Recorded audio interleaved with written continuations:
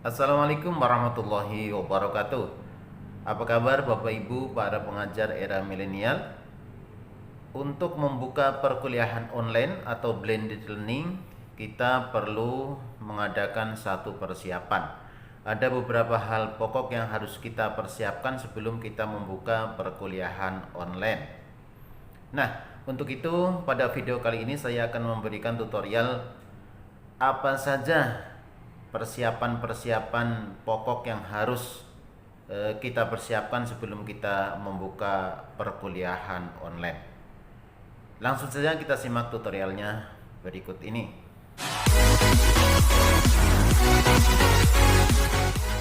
Baik Bapak Ibu sekalian, untuk menyelenggarakan perkuliahan online melalui blended learning, pertama yang harus kita lakukan sebagai dosen adalah melihat ke dalam RPS kita.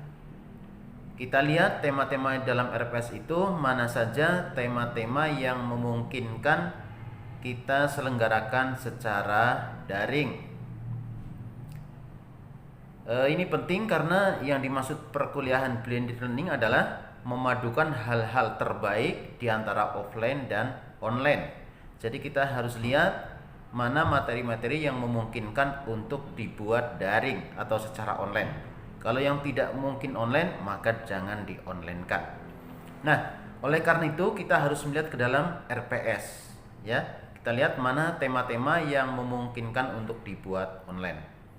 Nah, untuk beberapa pertemuan pokok jangan dilakukan secara online ya, saran saya ya. Jadi yang pertama adalah pertemuan pertama ya. Pertemuan pertama kita masuk, jangan langsung online ya, karena kita akan memberikan beberapa penjelasan ya berkaitan dengan teknis perkuliahan.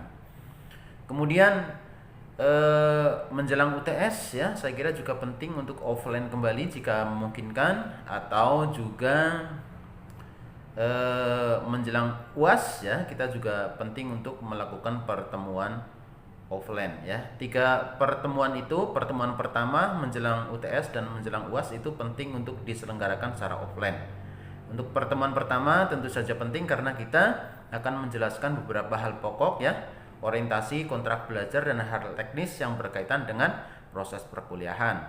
Nah, untuk menjelang UTS kita akan memberikan setidaknya penguatan atau review materi yang telah kita ajarkan. Dan menjelang UAS juga sama, kita akan memberikan penguatan dan review atas materi yang telah kita ajarkan. Nah, kecuali di era pandemik ini ya, jadi kita sesuaikan saja kondisinya karena darurat. Tapi dalam kondisi normal, setidaknya 3 pertemuan itu sebaiknya offline.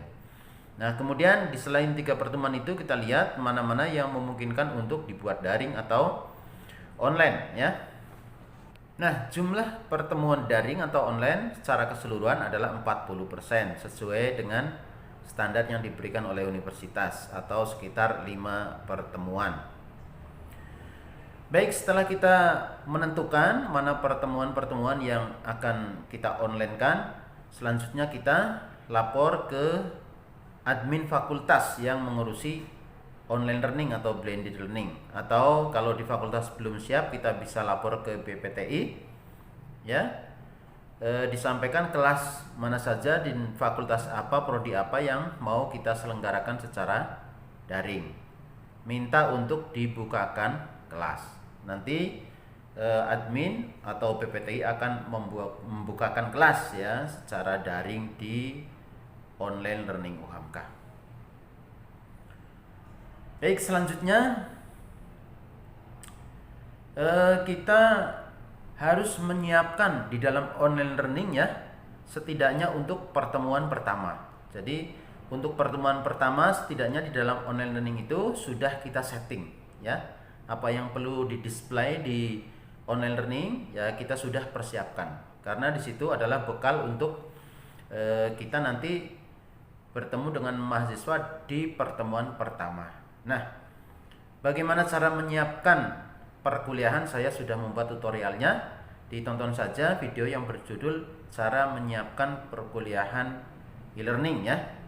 Nah, kalau saya ringkaskan ya, keterampilan dasar yang harus kita kuasai di dalam menyelenggarakan perkuliahan blended learning ini setidaknya ada beberapa hal ya.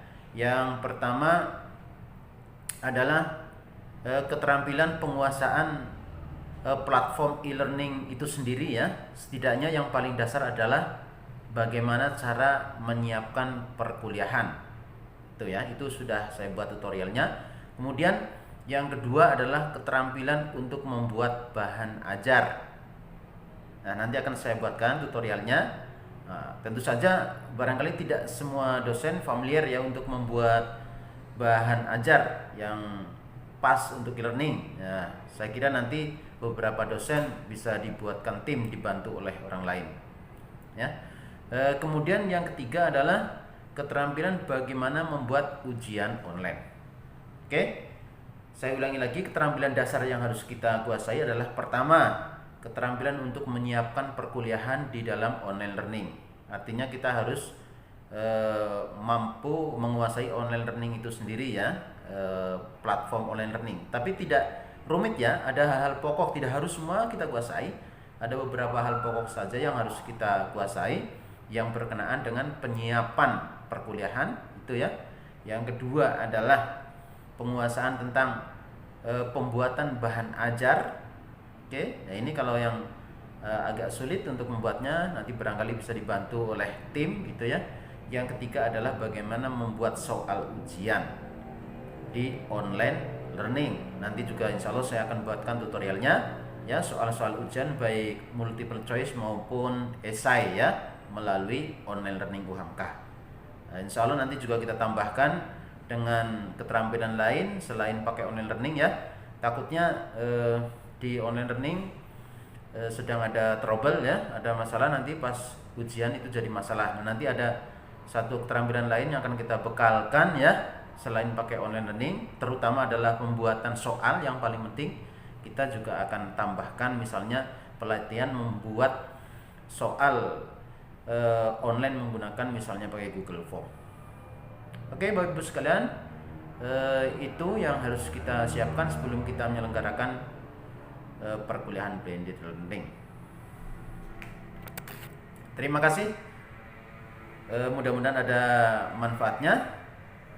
Untuk mendapatkan tutorial terbaru dari channel ini silahkan like dan klik subscribe yang berwarna merah, dan jika ada manfaatnya silahkan share, bagikan video ini kepada yang lain. Wassalamualaikum warahmatullahi wabarakatuh.